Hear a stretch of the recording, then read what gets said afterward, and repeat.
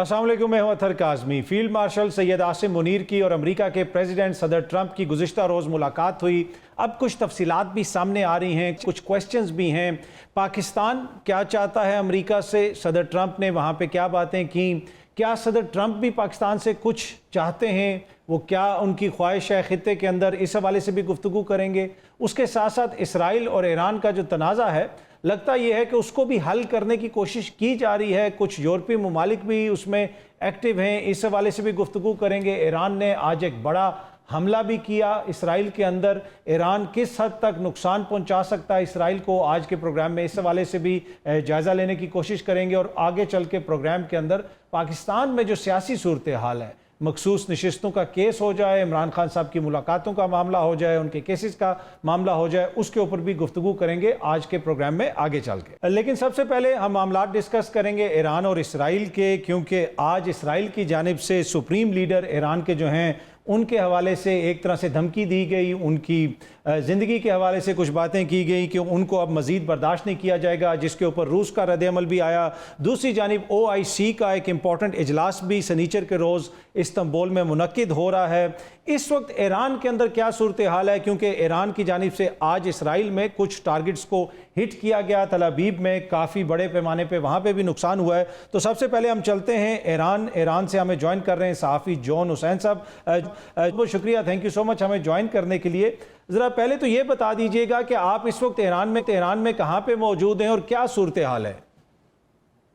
जी वालेकुम सलाम, thank you for having me. मैं इस वक्त तेहरान में मौजूद हूँ और सूरत हाल कुछ ऐसी है कि आज बिल्कुल सुकून और मेरे ख्याल में पूरा अमन सिचुएशन है। शुरू के कुछ दिनों में ऑब्वियसली एक्सप्लोजन्स की आवाज़ें आ रही थी, कल तक भी एक्सप्लोजन्स की आवाज़ें आ रही थी, बट कल रात को सिचुएशन बिल्कुल डायल डाउन हो गई है। कोई ऐसी इंटरसेप्शन मैंने खुद से अपनी आंखों से कोई इंटरसेप्शन नहीं देखी।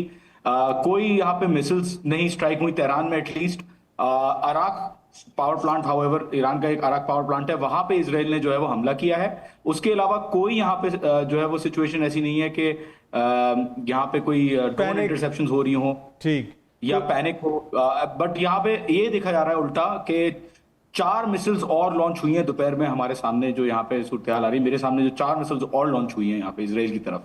ठीक, अच्छा, इसराइल ये भी कहता है जी कि ईरान हमारे सिविलियन शहरियों को टारगेट कर रहा है, लेकिन क्या ईरान के अंदर सिविलियन शहादतें हुई हैं, सिविलियंस को टारगेट किया गया है इसराइल की जानिब से ईरान के अंदर?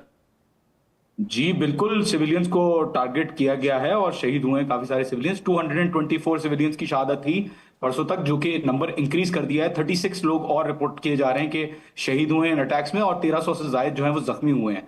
तो इजराइल जो कह रहा है कि वो सिविलियंस को टारगेट कर रहा है ईरान, जो मिसकंसेप्शन है इसका वो ये है कि बिल्कुल उनका जो कॉम्प्लेक्स है, जो बरियाम साइबर टेक्नोलॉजी पार्क और उनका जो IDF का जो हेडक्वार्टर्स है, उसके बीच में जो हॉस्पिटल कॉम्प्लेक्स है, ऑब्वियसली उसके अंदर जो भी थोड़ा बहुत जो स्कैटरिंग हुई है या जो भी वहां पे मवाद गिरा है, उसको वो लोग यूज करते हुए कह रहे हैं कि सिविलियंस को टारगेट किया गया है। हाउएवर बड़ा क्लियर रिस्पॉन्स ईरान ने जो है वो दिया है और बड़ी क्लियर टारगेटिंग की है IDF के हेड ऑफिस को, जिसकी वजह से आई थिंक आज जो है वो रिस्पॉन्स इजराइल का बिल्कुल ही नॉन एग्जिस्टेंट है। अच्छा, जब सुप्रीम लीडर को टारगेट करने की या निशाना बनाने की बात की जाती है इसराइल की जानिब से, तो इसको कैसे लिया जाता है ईरान के अंदर? लोग देखें, यहाँ पे समझने की जरूरत यह है कि ईरान एक बहुत ही मुख्तलिफ जगह है। दुनिया के जो नॉर्मल नॉर्म्स कंट्रीज के ऊपर अप्लाई होते हैं वो ईरान के ऊपर गवर्नमेंट लेवल पे भी अप्लाई नहीं होते और पब्लिक लेवल पे, सिविलियन लेवल पे भी अप्लाई नहीं होते। यहाँ पे लोग एक आइडियोलॉजिकल और रिलीजियस सेंटिमेंट रखते हैं और यहाँ के जो सुप्रीम लीडर हैं उन्होंने भी ये कहा है कि भले ईरान में हम सब शहीद हो जाएं, बट ये जंग ईरान की नहीं है, ये जंग इस्लाम की है, and they are very clear on that. However possibility की जब बात करते हैं कि आयतुल्लाह खामनाई को ये लोग टारगेट करेंगे या नहीं करेंगे, या टारगेट हो सकता है या नहीं हो सकता, तो उसके ऊपर यहाँ पे लोग जो है वो कह रहे हैं कि अगर ट्रंप ने ऐसा किया तो ये डोनाल्ड ट्रंप की बहुत बड़ी गलती होगी, क्योंकि ऑब्वियसली एक प्रो गवर्नमेंट सपोर्ट बहुत ज्यादा यहाँ पे जमा हो गया है और एट द सेम टाइम दुनिया भर में ये जो ईरान के सुप्रीम लीडर हैं इनकी फॉलोइंग बहुत ज्यादा है। तो अगर ऐसा ट्रंप करता भी है तो ना सिर्फ अमेरिकन एसेट्स को नुकसान पहुंचेगा रीजन में और ना सिर्फ स्ट्रेट ऑफ हॉर्मोज को चोक किया जाएगा, बल्कि at the same time Donald Trump के ऊपर पर्सनली भी एक टारगेट जिंदगी भर लगा रहेगा। अच्छा साहब, आपने स्ट्रेट ऑफ हॉर्मज का जिक्र किया, क्या पॉसिबिलिटी है और क्या ईरान के पास इतनी कैपेबिलिटी है कि वो स्ट्रेट ऑफ हॉर्मज़ को चोक कर दे, रोक दे और वहाँ पे जो ऑयल की एक तरह से शिपिंग होती है उसको डिसरप्ट किया जा सके? देखें, सिर्फ पॉसिबिलिटी है नहीं, बहुत ज्यादा पॉसिबिलिटी है। और ईरान के पास बिल्कुल रिसोर्सेज मौजूद हैं। यहाँ पे ईरान को ये कोई प्रॉक्सी या कोई इस चीज की कोई जरूरत नहीं है। ईरान को डायरेक्टली वो टारगेट कर सकता है, डायरेक्टली टैकल कर सकता है। स्ट्रेट ऑफ हॉर्मुज बिल्कुल बराबर में है। और ईरान के जो रिसोर्सेज है, जो मिसाइल इनकी जो जो इन्होंने टेक्नोलॉजी है और जो ड्रोन टेक्नोलॉजी, स्पेशली इनकी जो नेवल टेक्नोलॉजी है, वो बहुत ज्यादा स्ट्रांग है। और उनके अपने अमेरिका के खुद के इंटेलिजेंस जराये के मुताबिक ये जो है बहुत टेक्नोलॉजिकली एडवांस्ड है ईरान नेवल वॉरफेयर में। तो अगर ऐसा होता है तो Iran directly straight of Hormuz को बहुत आसानी से चोक कर सकता है। पॉसिबिलिटी तो मैं नहीं कहूंगा, बल्कि प्रैक्टिकली बहुत ज्यादा पॉसिबिलिटी है। और बहुत इजी है ईरान के लिए ऐसा करना। अच्छा, अब क्या ईरान जंग चाहता है या मुज़ाकरात चाहता है? आपको जनरल फील क्या मिलती है जब आप मीडिया को सुनते हैं, सरकारी ऑफिशियल्स को सुनते हैं? इसलिए कि इसराइल की तरफ से ये तासुर दिया जा रहा है कि एग्रेसर ईरान है, वो जंग चाहता है। वहां पे क्या मूड है? देखें, अगर ईरान अग्रेसर होता तो पहला अटैक ईरान करता। और इसराइल के न्यूक्लियर वेपन्स के ऊपर बात हो रही है तो पहले ईरान बोलता कि इसराइल न्यूक्लियर वेपन्स हैं इसराइल के पास, इसराइल न्यूक्लियर वेपन्स बना रहा है। ईरान का मकसद जंग करना नहीं है, ईरान जंग नहीं चाहता। ये नहीं कि डरते हैं जंग से। जहां तक मैंने कॉन्फिडेंस देखा है, कॉन्फिडेंस तो बहुत ज्यादा है लोगों में यहाँ जंग का। But obviously they don't want to go to war. But अगर जंग होती है तो ईरान कहता है कि हम रिटेलिएट करेंगे। और प्रेशर के अंदर क्लियर जवाब यह है कि प्रेशर के अंदर ना किसी से बातचीत होगी, प्रेशर के अंदर पीस भी नहीं होगा, और प्रेशर के अंदर कोई निगोशिएशन भी नहीं होगी। ये क्लियर जवाब दिया है ईरान ने। और जंग नहीं चाहते, ये ऑब्वियसली चाहते हैं कि सिचुएशन जो है वो नॉर्मल रहे, बट सॉवरेंटी के साथ, इज्जत के साथ और गैरत के साथ ये लोग चाहते हैं कि अपना स्टैंड पॉइंट भी उस पर अड़े रहें, जिसपे जो इनका स्टैंड पॉइंट है। अच्छा जॉन, जब आप बाहर जाते हैं, आम ईरानी पब्लिक से आपकी मुलाकात भी होती होगी, आपको क्या लगता है अवाम के अंदर किस किस्म के जज्बात हैं? कोई डरी हुई है अवाम, या कोई माहौल कैसा लगता है आपको? देखें, ऑब्वियसली आवाम परेशान तो है, लेकिन ऐसा नहीं है कि आवाम जो है वो केओटिक पोजीशन में आ गई या स्ट्रेसफुल पोजीशन में आ गई। आज तो बिल्कुल भी नहीं है खैर ऐसा। और आवाम ओवरवेलमिंगली जो है वो कॉन्फिडेंट है, आवाम ओवरवेलमिंगली जोश में है, आवाम ओवरवेलमिंगली रेजिस्टेंस की तरफ जा रही है। जाहिर सी बात है, ईरान एक, जैसा कि मैंने पहले कहा, नॉर्मल मुल्कों की तरह नहीं है। इनको पूरी जिंदगी इनके ऊपर सैंक्शंस लगी रही। और जो लोगों से मैं बात करता हूं तो लोग यही कहते हैं कि भाई हमारे ऊपर पूरी जिंदगी सैंक्शंस लगी रही, हमारे साथ ईरान इराक की जंग हुई 1980 से लेकर 1988 तक, हमारी पूरी पार्लियामेंट को तबाह कर दिया गया, हमें जो है वो हमारे ऊपर hundreds of billions of dollars खर्च हुए हैं हमें डिस्टेबलाइज करने के लिए। तो ये नॉर्मल मुल्क नहीं है। यहाँ के लोग काफी रेजिलियंट हैं और यहाँ के लोग काफी पुरसुकून है when it comes to war. अच्छा, हालात काफी नॉर्मल है। जो मगरिब में जो रजीम चेंज की बात की जाती है कि जैसे अवाम वहाँ पे इस हुकूमत के खिलाफ खड़ी हो जाएगी, वो रजा पहलवी साहब के साहबजादे ने भी इंटरव्यूज वगैरह देने शुरू कर दिए, तो क्या एंटी गवर्नमेंट सेंटीमेंट इतना ज्यादा है वहाँ पे? नहीं, देखिए, again like I said before, यहाँ पे गवर्नमेंट का बहुत ज्यादा सपोर्ट है। जो मीडिया पे, जो इंटरनेशनल मीडिया पे चीजें रिपोर्ट होती हैं, वो ग्राउंड रियलिटीज के हिसाब से नहीं होती। वो उनके अपने तज्जियाकार जो बैठे हुए होते हैं वेस्ट में, जो यहाँ पे इनकलाब के बाद या रेवोल्यूशन के बाद जो बाहर गए हैं ईरानी, उनसे वो ज्यादातर व्यूज ले रहे होते हैं। प्रैक्टिकली यहाँ पे शाह की कोई वैल्यू नहीं है। इनफैक्ट जब रेवोल्यूशन आई इटसेल्फ, तो वो आई इसलिए क्योंकि शाह के अपने जो कारनामे थे यहाँ पे, वहां कुछ इस तरीके के थे कि ईरानी अवाम खुश नहीं थी। यहाँ पे सीक्रेट पुलिस तवा के थ्रू लोगों को टॉर्चर किया जाता था, ओवर वेस्टर्नाइजेशन हो गई थी यहाँ पे इनका जो तेल था, जो नेशनल रिसोर्सेज थी, उनको फॉर सेल लगा दिया था शाह ने। तो उनके लिए तो बिल्कुल भी नहीं है। अगर ऑपोजिशन या रेजिलियंस है भी तो इंटरनल पॉलिसीज के हवाले से कुछ लोगों के पास शायद हो। बट जनरली ये जो शाह की बात होती है कि शाह ऑफ ईरान का जो बेटा है, उसका जो बयान आया, उसकी इतनी फैन बेस नहीं आई वुड से कि वो किसी भी तरीके से जो है वो प्रैक्टिकली अपने आप को एस्टैब्लिश कर सके यहाँ पे। ना ही लोग यहाँ पे निकलेंगे ईरान के खिलाफ, क्योंकि इस वक्त लोग ईरान के साथ हैं।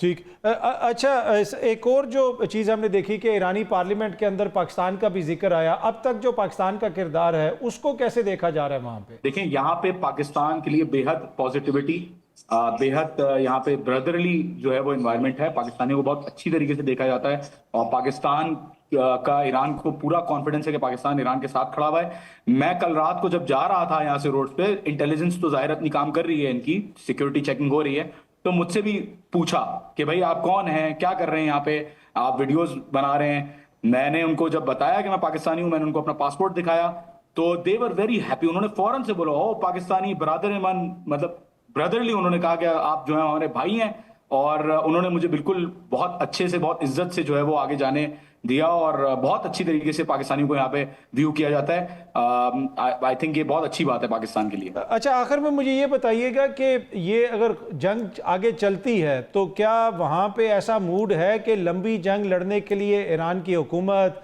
ईरान की अवाम तैयार हो? जी बिल्कुल, लंबी जंग के लिए तो ये जब से रेवोल्यूशन आई 1979 से ही तैयारी कर रहे हैं। लंबी जंग इनको जो है, इनको लंबी जंग नहीं बल्कि कई ज्यादा लंबी जंगें उनको एक्सपेक्टेड था कि बहुत सारी लंबी जंगें होंगी, तो ये लोग तो तैयार हैं। बहरहाल इसराइल का जो अभी रिसेंटली खबर आई है, 10 से 12 दिन का इनके पास रिजर्व पड़ा हुआ है डोमेस्टिकली, जो इनका आयरन डोम सिस्टम है इंटरसेप्टर्स का, और इन्होंने रैशनिंग करना शुरू कर दिया इसराइल में। On the other hand Iran का ये बयान आया है कि हमारे पास इतनी मिसाइल हैं कि 2 साल तक अगर भी हम लोग हर रोज मिसाइल चलाएं तो मिसाइल जो है वो खत्म नहीं होंगी। ठीक है, जॉन हुसैन साहब बहुत बहुत शुक्रिया। अब हमें ज्वाइन कर रहे हैं साबिक सफारतकार एजाज चौधरी साहब। सर, आपका बहुत बहुत शुक्रिया। सर, गुज़िश्ता रोज़ जो मुलाकात हुई सदर ट्रंप और फील्ड मार्शल सैयद आसिम मुनीर के माबैन, वो तकरीबन 2 घंटे जारी रही। मुख्तलिफ खबरें अब उसके हवाले से आ रही हैं। एज ए सफारतकार आप इसको कितना गैर मामूली समझते हैं? क्या ये एक नॉर्मल सफारती मुलाकात थी, या फिर आप इसको कहेंगे कि ये गैर मामूली नौयत की मुलाकात थी? नहीं, इसकी अहमियत तो बहरहाल बहुत ज़्यादा है। उसकी वजह यह है कि यहाँ इस्लामाबाद में देखे जाने के अलावा वो न्यू दिल्ली से भी देखी जा रही है, तेहरान से भी देखी जा रही है, बीजिंग से भी देखी जा रही है, वाशिंगटन में भी देखी जा रही है। तो हर हवालों से अगर आप देखें तो इसके अंदर पाकिस्तान के लिए मुझे फ़ायदा नज़र आ रहा है। उसकी वजह यह है कि एक तो खैर 2 तरफा ताल्लुकात हैं पाकिस्तान और अमेरिका के, लेकिन हिंदुस्तान ये देख रहा है कि ये जो हमारा एक साथी था, हमारा स्ट्रेटेजिक पार्टनर था अमेरिका, ये तो अब हमारे साथ उस तरह नहीं जुड़ा हुआ। तो अगर इनके अंदर थोड़ी सी भी अगर दूरी आती है तो हमारे लिए तो एक लिहाज से अच्छा ही है, क्योंकि हिंदुस्तान ने काफ़ी हमारे लिए मसाइल खड़े किए। तेहरान के हवाले से देखा जाए तो उनको भी यकीन है इस बात का कि पाकिस्तान ने यही पैगाम पहुंचाया होगा कि आप खुद भी जंग ना करें और इसराइल की जंग जो है वो भी रुकवाएं, क्योंकि जिस तरह से हमने सिक्योरिटी काउंसिल में ईरान के लिए मुकदमा लड़ा था, उनको यकीन होगा इस बात का। तो पाकिस्तान को मुझे लगता है कि इसका तो फायदा ही होगा। डोनाल्ड ट्रंप साहब का नेचुरली उनकी अपनी एक अपना अंदाज है करने का, उनके लिए तो यही था कि वो इस मुलाकात से ये मजीद ये जो तासुर उभरे कि वो एक पीस मेकर हैं। उन्होंने तो बल्कि मोदी साहब को भी कहा कनाडा से वापसी पे होते जाइए, क्योंकि वो तो यही जाहिर करना चाहते हैं कि उन्होंने एक बहुत बड़ा कारनामा अदा किया है, जो मेरे ख्याल में बहुत अच्छा है। अच्छा सर, ये जो आपने मोदी साहब का जिक्र किया, ये आप समझते हैं कि बड़ा इंपॉर्टेंट है कि मोदी साहब को उन्होंने कहा कि आप आएँ अमेरिका, लेकिन मोदी साहब नहीं रुके। फिर उनके जो सेक्रेटरी खारजा ने एलामिया जारी किया जिस टेलीफोन कॉल के बाद, उसमें भी इस तरह की बात की गई कि हम अमेरिका की सालसी कबूल नहीं करेंगे। तो लगता ये है कि शायद इंडिया की कुछ रिजर्वेशंस हैं ट्रंप साहब के मौक़िफ़ के हवाले से। जी बिल्कुल है ना। 10 मई के बाद जो हुआ आपने देखा ना कि पहले तो हिंदुस्तान ने खुद दरखास्त की, बाद में उनको ख्याल आया कि ये हमारे साथ क्या हुआ, क्योंकि अमेरिका ने ये भी कहा कि अच्छा ये न्यूट्रल वेन्यू पे बात करें। उन्होंने ये भी कहा कि हम कश्मीर का मसला भी आपका हल करवा सकते हैं। गोया हिंदुस्तान ने जो अपनी तरफ से जो रेड लाइंस बनाई हुई थी वो सब की सब क्रॉस हो गई, और वो एक बार फिर जो उनके बकौल रीहाइफनेट हो गया। हमारे नज़दीक तो ये हाइफनेशन मैटर ही नहीं करती, लेकिन हिंदुस्तानी मीडिया में मैं ये पढ़ता आ रहा हूँ कि जी वो उनको ये गम है इस बात का। भाई क्या आपको देखे ना, पाकिस्तान के साथ आपने हर चीज़ पाकिस्तान के साथ आपने जोड़ी हुई है, आप अपनी सारा असला साजी पाकिस्तान के लिए करते हैं, हर इलेक्शंस में आप पाकिस्तान करते रहते हैं। तो ये हिंदुस्तान के लिए तो यकीनन ये एक बहुत बड़ी जिसे कहते हैं ना मनफी खबर थी कि अमेरिका इतना इन्वॉल्व हुआ कि चले जंग तो रुकवा ली, लेकिन उससे ज्यादा जो इन्वॉल्व हुआ उस पर उनको मेरा ख्याल खासी परेशानी। ठीक, अच्छा सर, इस मीटिंग के हवाले से आज डॉन न्यूज़ ने रिपोर्ट किया कि कुछ सर्कल्स ये बता रहे हैं कि ये गैर मामूली तरीके से अरेंज की गई, यानी जो रूटीन के आपके सफारती चैनल्स हैं वो इस्तेमाल नहीं हुए। तो ये किस किस्म के चैनल्स इस्तेमाल हुए होंगे? आप समझते हैं कि ये कोई रूटीन की एक मीटिंग नहीं थी और इसको किसी और तरीके से अरेंज किया गया? मुझे तो ये नहीं है कि ये कैसे अरेंज की गई। वो एक दौरे पर थे उस अमेरिका के, और उसके दौरान ही डोनाल्ड ट्रंप साहब ने उनको बुलाया, तो मुझे अंदाजा नहीं है कि वो कैसे अरेंज की गई। बहरहाल जैसे भी की गई, हमें तो देखे ना दरख्तों के आम क्या कहते हैं, आम ना दरख्त ना गिने बल्कि आम खाएं, हमें तो फायदा इस बात का हुआ कि पाकिस्तान का एक कद काठ जो है ना वो ऊंचा हो रहा है दुनिया के अंदर। जी ठीक है। अच्छा सर, अब ऑब्वियसली पाकिस्तान की कुछ ख्वाहिशात हैं। पाकिस्तान चाहता है कि अमेरिका यहाँ पे इन्वेस्टमेंट भी करे, अमन जो खित्ते का है उसके हवाले से कश्मीर के अंदर वो अपना किरदार अदा कर सकते हैं सालसी में। लेकिन यकीनन उनकी अमेरिका की भी तो कुछ डिमांड्स होंगी ना। ये तो नहीं हो सकता कि ट्रंप हमारी तारीफ़ें कर रहे हैं और वो कुछ मांग ना रहे हों। अब एक खदशा ये भी है कि ईरान के ख़िलाफ़ वो कोई मनफी किरदार हमसे अदा करने की बात कर सकते हैं, कोई अड्डे मांग सकते हैं। आपको लगता है कि अमेरिका की भी कोई डिमांड्स होंगी हमसे? देखिए, मेरे ख्याल में सबसे बड़ी तो उनको परेशानी अफगानिस्तान से भी है, कि हमारे हवाले से मैं कह रहा हूँ, वो ये है कि वहाँ पे भी दहशतगर्द तंजीमें जड़ पकड़ रही हैं, उनका इतना असला वहाँ पे रह गया, बडग्राम वो लेना चाहते हैं वगैरह वगैरह। हमारी हमदर्दियाँ, हमारी सियासी हमदर्दियाँ, हमारी अखलाकी हमदर्दियाँ ईरान के साथ है। हम अपना पूरा सफारती दबाव डालें इस बात पे कि ये जंग जो है ना बंद होनी चाहिए। और ईरान ने इस्तात भी दिखाई है। मैं आपको बताऊं कि उनके अपने हक में भी नहीं है वो इस जंग को ज्यादा देर जारी रखना या अमेरिका का इसमें शामिल होना। मैं समझता हूं कि उनका इसको काफी नुकसान हो सकता है। ठीक। अच्छा सर, इसमें अब कुछ यूरोपीय ममालिक वो भी अपना किरदार अदा कर रहे हैं, लेकिन हमारे खित्ते के अंदर चीन हो जाए या फिर दूसरे ब्लॉक में रूस हो जाए, रूस और चीन का किरदार आप कैसा देख रहे हैं इस सारे तनाज़े के अंदर? चीन ने तो कहा है कि हम किरदार अदा करने को तैयार हैं, जिसका मतलब यह है कि अगर आपको सालसी चाहिए। आपको पता है कि चीन के अपने क्रेडेंशियल्स मजबूत हुए हैं जब से उन्होंने सऊदी अरब और ईरान के दरमियान भी मीडिएशन करवाई है, पाकिस्तान और तालिबान रजीम के दरमियान भी करवाई है। तो वो एक लिहाज से उनकी अपनी एक अनोखी पोजीशन अब बन गई है कि वो इस तरह का किरदार अदा कर सकते हैं। आज मेरा ख्याल है उनकी बात, उनके सदर की बात हुई है रूसी सदर के साथ भी। रूस की तो आपको पता है कि ईरान को हमेशा से मदद हासिल रही है। तो इसी वजह से खतरा ये महसूस होता है कि अगर अमेरिका ने हमला किया ईरान के ऊपर, वो शामिल हुआ, तो ये जंग का दायरा कहीं फैल ना जाए, ये बहुत खतरनाक होगा। वैसे तो अमेरिका को मालूम होना चाहिए कि उनके अड्डे और उनके मफादात हैं इस इलाके में, वो भी खतरे में आ जाएंगे। उनको करना तो नहीं चाहिए, लेकिन मिसकैलकुलेशंस होती हैं और अगर वो करते हैं तो ये उनको भी बहुत नुकसान होगा, जंग का दायरा फैल सकता है। फिर चीन और रूस भी शामिल हो जाएंगे। जो यूरोप है वो अभी तक खामोश इस तरह है। उन्होंने सिर्फ ये कहा कि हम ईरान के साथ न्यूक्लियर डील करना चाहते हैं, लेकिन वो बेईमानी है। इसलिए बेईमानी कि जब तक अमेरिका शामिल नहीं होता, ईरान को जो सबसे बड़ी मुश्किल थी वो अमेरिका की सैंक्शंस की थी। तो अगर वो सैंक्शन अपनी जगह रहती हैं तो यूरोपियन से नेगोशिएट करने का क्या मतलब है? तो असल मसला सारा जो है इस वक्त अमेरिका है और उसकी जो पुष्ट बनाई है इसराइल को, वो असल मसला है। उसके ऊपर मेरा ख्याल है पूरी तवज्जो दुनिया की है इस पर। एजाज साहब, आपको लगता है कि अभी भी ये जंग रुक सकती है, इसमें कोई किरदार अदा किया जा सकता है? क्योंकि डोनाल्ड ट्रंप साहब एक तरफ कहते हैं कि वक्त गुजर गया है, अब मजीद बात नहीं होगी, लेकिन वो इस तरह का इशारा भी देते हैं कि अभी भी डील हो सकती है। तो आपको लगता है कि ये बड़े पैमाने पे जंग होगी, उसके बाद मामलात आगे बढ़ेंगे, या अभी भी वक्त है, कुछ ऐसे सिग्नल्स हैं जिसको देख के अंदाजा होता है कि शायद मामलात पहले हल हो जाए? ये रुक सकती है क्योंकि अमेरिका के अंदर अभी कंसेंसस नहीं है, इत्तेफाक राय नहीं है। किसी भी जंग की इजाजत कांग्रेस ने देनी होती है। ठीक है, डोनाल्ड ट्रंप साहब जो हैं वो गैर रवायती हैं, वो अपने तौर पर भी फैसले कर लेते हैं, लेकिन मुश्किल होगी अगर कंसेंसस ना हुआ। तो मैं समझता हूँ कि उनको मुल्क के अंदर ही बताया जा रहा है कि जनाब इसकी इम्प्लीकेशंस क्या होंगी अमेरिका के लिए।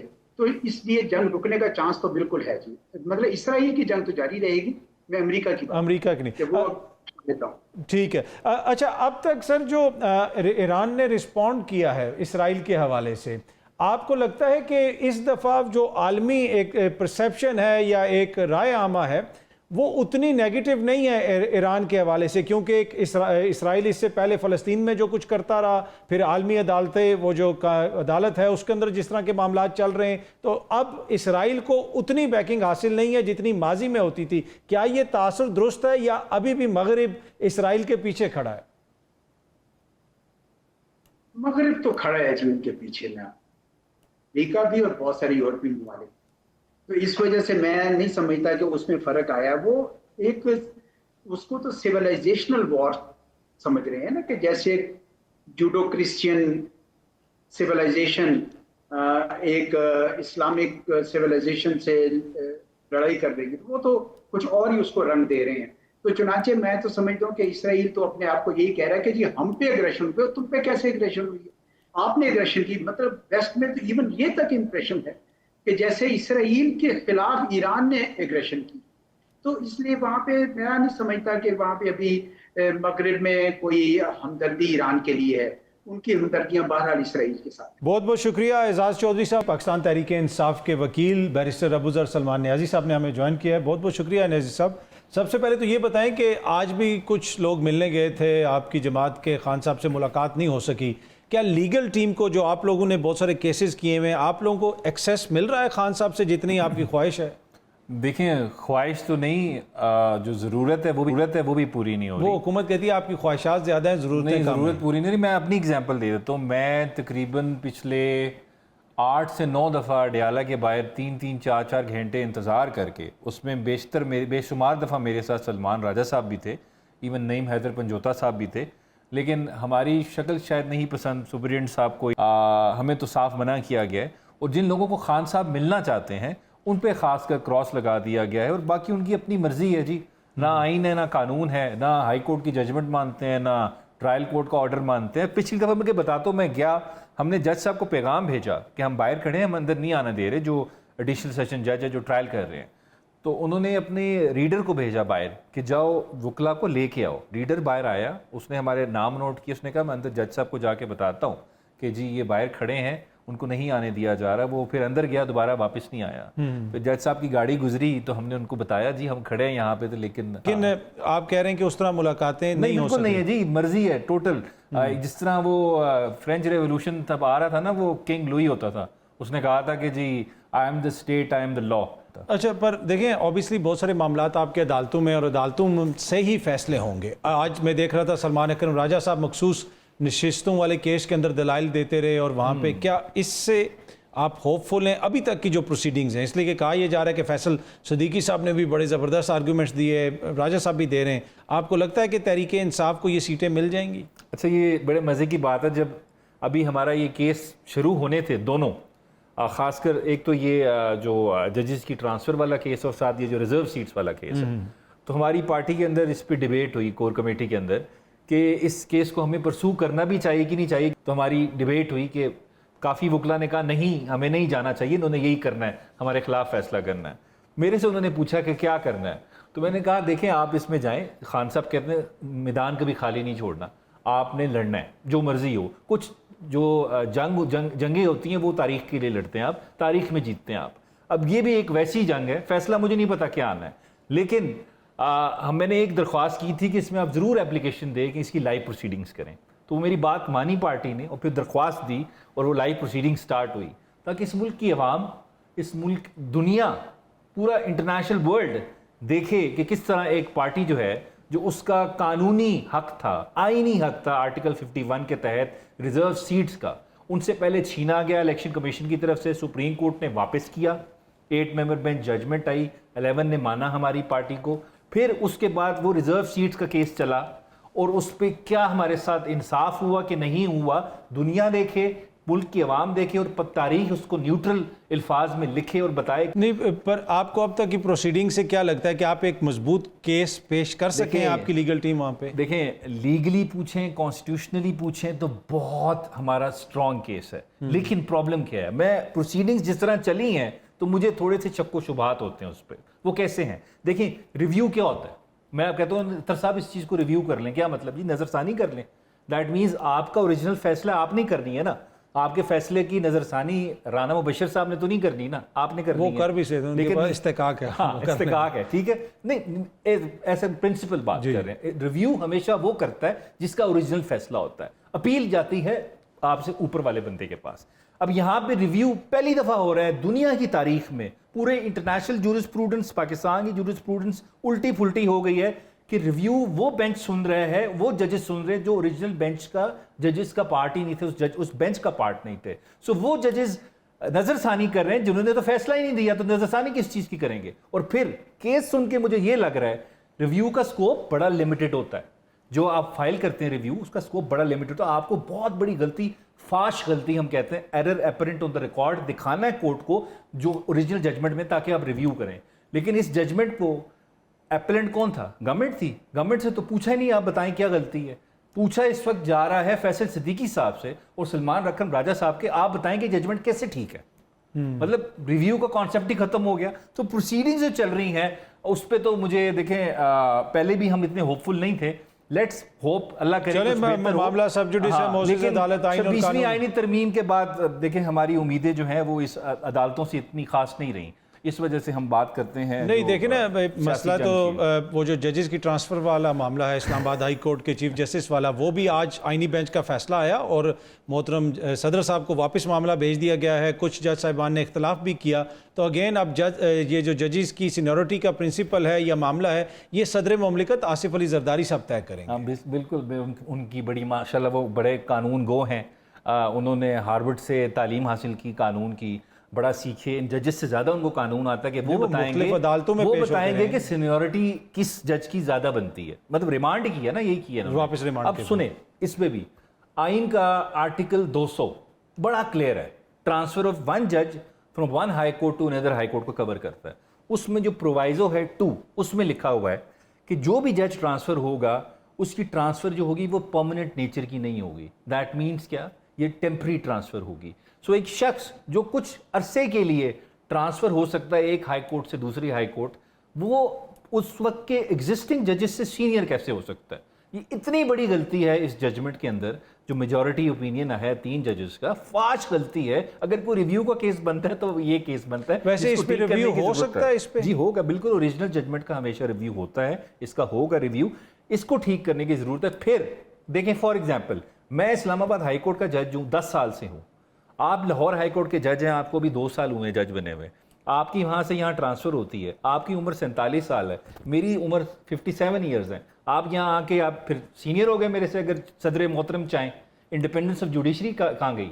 तो मुल्क की एग्जीक्यूटिव डिसाइड करेगी कि इन 2 जजेस में से चीफ जस्टिस कौन बनेगा, और इन 2 जजेस में से जिनमें 10 साल का फर्क है एक्सपीरियंस का, चीफ जस्टिस कौन होगा। सो ये नाइंसाफी, इनजस्टिस आपको रिकॉर्ड पे फ्लोट होता हुआ नजर आ रहा है। तो सुप्रीम कोर्ट सदर को कह रही है कि सदर डिसाइड करेगा कि कौन सीनियर है कौन नहीं है, और किसकी ट्रांसफर जो है वो परमानेंट है कि नहीं है। सो मेरे ख्याल से बहुत गलत फैसला है सुप्रीम कोर्ट का। मुझे सख्त इख्तलाफ है। अब हम इख्तलाफ कर सकते हैं, लड़ तो सकते नहीं, कानून को वैसे तो मानने वाले मोजिज लोग जज हैं। साहिबान ने भी 2 ने गालिबन उसके ऊपर इख्तलाफी अच्छा, नोट वो लिखा है। उसमें बड़ा अच्छा एक शेर है, दाग देलवी साहब का शेर था, वो साफ छुपते भी नहीं सामने आते भी नहीं, उसकी तरफ रेफरेंस देते हुए। लेकिन मैं जज साहब से एक गुजारिश करूंगा, उन्होंने जब शेर लिखा, मैं इतना बताऊंगा, ये जो शेर था ये कोई नेगेटिव इसकी कॉनोटेशन नहीं थी। ये देलवी साहब ने लिखा था महबूब के लिए कि सामने महबूब आता नहीं, छुप के भी रहता है, लेकिन तस्वीर आधी दिखाता है, पूरी नहीं दिखाता। मुझे समझ नहीं आती एक्चुअली दिखता कैसा है। ठीक है, सो कंफ्यूजन रहती है। जज साहब मेरे ख्याल से आउट ऑफ कॉन्टेक्स्ट ले गए, मुझे इससे एतराज है। अब ये अदालती फैसले का हिस्सा है वैसे ये शेर आप ना। अच्छा, आखिर में जरा ये भी बताइएगा कि इमरान खान साहब की रिहाई के हवाले से मुख्तलिफ सहाफ़ी खबरें देते रहे कि ईद से पहले रिहाई होगी। अब मामला लगता इस तरह है कि शायद गर्मियों की छुट्टियों के बाद तक चला जाए। आपको लीगली लगता है कि इमरान खान साहब अभी भी अगले चंद हफ्तों के दौरान रिहा हो सकते हैं? लीगली जी, लीगली देखें, लीगली या कॉन्स्टिट्यूशनली या आइन या कानून के मुताबिक अगर आइडियल सेटअप हो, वो जुडिशरी जो 26वीं आईनी तरमीम के बाद एग्जीक्यूटिव के ताबे नहीं हो, ऐसी जुडिशरी हो तो खान साहब 1 हफ्ते में बाहर आएंगे। वो कैसे? एक ऑर्डर आ सकता है, ओमनीबस को ऑर्डर कह सकते हैं कि जी जो अरेस्ट कर लिए आपने जेल में रख लिए काफ़ी है, फर्दर किसी केस में अरेस्ट नहीं करेंगे। This is how the justice should work. लेकिन प्रॉब्लम क्या है, मैं तारीख दूं तो मेरे से बड़ा ड्रामेबाज कोई नहीं है। अगर मैं तारीख देता हूं कि खान साहब 15 दिन बाद आएंगे, 20 दिन बाद आएंगे, जिसने मेरी पार्टी में तारीख दी है उसने ड्रामा किया और कुछ नहीं किया। तारीख देना सबसे बड़ा जुल्म है कि जी पॉपुलैरिटी के लिए हम कह देते हैं 15 दिन बाद आ रहे हैं, 20 दिन बाद आ रहे हैं। खान साहब बिल्कुल बाहर नहीं आएंगे। खान साहब तब बाहर आएंगे या तो पॉलिटिकल स्ट्रगल हो, वो बिल्कुल कल्मिनेट हो, आपके मुल्क के अंदर सेटअप ही पूरा चेंज हो जाए, या फिर ये अदलिया जो है ये आज़ाद हो जाए, इंडिपेंडेंट फैसला अदालत करे। मैं आपको कहता हूँ इंटरफेरेंस खत्म हो, ये 1 हफ्ते की मार है। नहीं, पर वो ये कहते हैं ना, आप लोग अपने रवैये थोड़े तब्दील करें, अपने आप को टोन डाउन करें, जो आप लोगों की जुबान है। तो फिर आइन और कानून में कहाँ लिखा हुआ है कि जी इंसाफ जो है वो आपको रवैये के हिसाब से मिलेगा? अगर मैं एग्रेसिव हूँ तो मेरे लिए कानून कोई और है।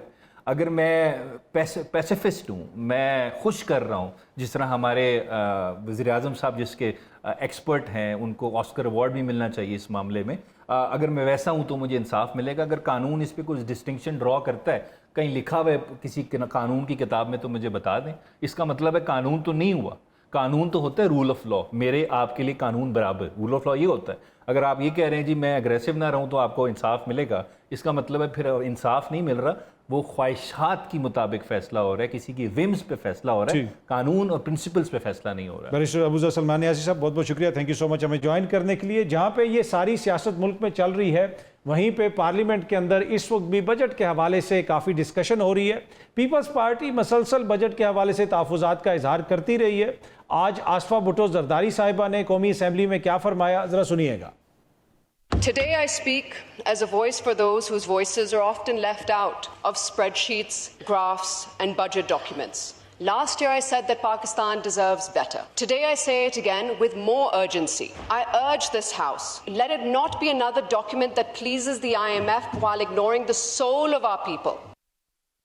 जी, आपने उनकी गुफ्तगू सुनी, उसमें उन्होंने खुद फरमाया कि पिछले बरस भी मैंने कहा था कि पाकिस्तान की जो अवाम है वो बेहतर डिज़र्व करते हैं, और ये जो डॉक्यूमेंट है ये सिर्फ IMF को खुश करने के लिए बनाया गया है।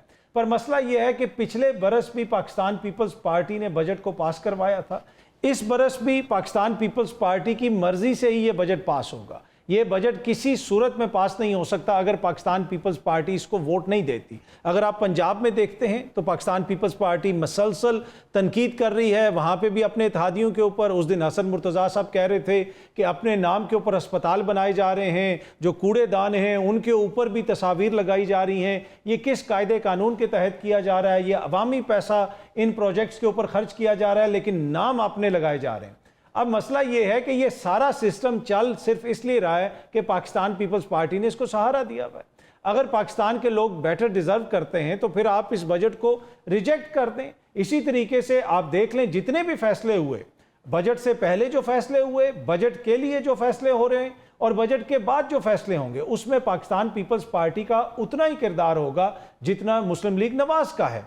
इससे पहले, बजट से पहले हमने सुना कि चेयरमैन सेनेट और स्पीकर कौमी असम्बली की तनख्वाहों में तकरीबन 600% इजाफा हुआ। क्या आपको मालूम है कि स्पीकर कौमी असम्बली का ताल्लुक नून लीग से है और चेयरमैन सेनेट साहब का ताल्लुक पाकिस्तान पीपल्स पार्टी से है? कहीं पे आपको इख्तलाफ नजर आया? उस पर यह खबर भी आई कि वज़ीर आज़म साहब ने नोटिस ले लिया है, पूछ रहे हैं वो कि इतनी ज़्यादा तनख्वाह क्यों बढ़वाई गई, लेकिन क्या उसके बाद कोई मामलात आगे चले? ये खबर तो 29 मई की है। उसके बाद से क्या पाकिस्तान पीपल्स पार्टी ने इसके ऊपर कोई तनकीद की कि चेयरमैन सेनेट की तनख्वाह 2 लाख से बढ़ा के 13 लाख क्यों कर दी है? इसी तरह स्पीकर साहब की तनख्वाह भी बढ़ाई गई, 2 लाख से बढ़ा के तकरीबन 13 लाख कर दी गई। क्या कोई भी आपको बंदा वहाँ पे खड़ा होके किसी ने इस चीज़ के ऊपर एतराज़ किया और कहा कि इस तनख्वाह को वापस लिया जाए? तो मसला ये है कि आवाम के कान खुश करने के लिए तो बहुत सारी बातें की जाती हैं, लेकिन इस निज़ाम के अंदर जो आवाम के साथ हो रहा है वो सबके सामने है। आवाम को रिलीफ नहीं दे सकते क्योंकि IMF इजाज़त नहीं देता। आसफा भुट्टो साहिबा फरमाती हैं कि हम IMF को खुश करने के लिए ये बजट बनाते हैं। तो क्या चेयरमैन सेनेट की तनख्वाह जो 600% बढ़ाई गई है वो IMF को खुश करने के लिए बढ़ाई गई है?